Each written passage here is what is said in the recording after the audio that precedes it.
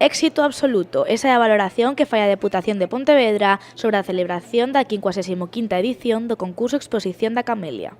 Bueno, pois o balance non pode ser máis positivo. A verdade é que saiu tal como queríamos ou esperábamos, tanto nos contidos que tiveron pois unha moi boa acollida ás charlas técnicas na xente que asistiu, estiveron cheas, tanto de persoal técnico como de afeccionados e afeccionadas á Camelia, como para o público en xeral. A exposición estivo chea de xente, os 2 días, xa no momento da apertura de portas foi como unha eclosión, parecían as rebaixas, aquelo que entramos todos xuntos.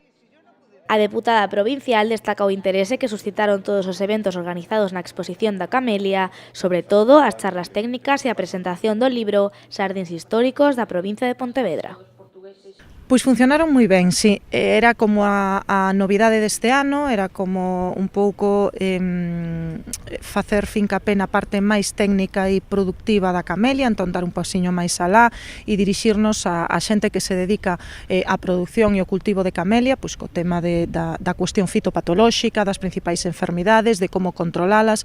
Pensábamos que eso era de utilidade tanto para viveiristas como para produtores máis pequenos e estaba cheo.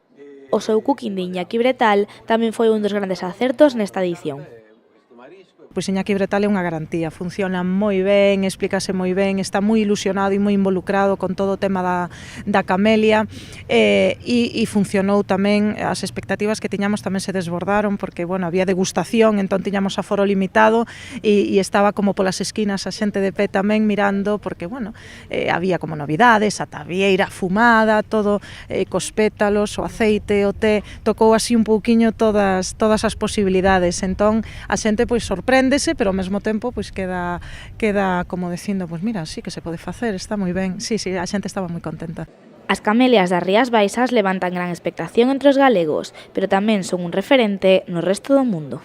Sempre desperta, de feito, eu sempre digo que a data do concurso Exposición Internacional da Camelia sempre a temos que poñer con un ano de antelación porque os operadores turísticos están chamando para saber exactamente cando vai a ser o día para organizar viaxes, tanto para aproveitar todo o tema da ruta da Camelia, da visita aos xardíns da Camelia, como para vir directamente á exposición e coñecer as Rías Baixas, entón, pois, sempre se aproveita para facer visitas organizadas á exposición. Este ano confirmouse que sigue sendo así.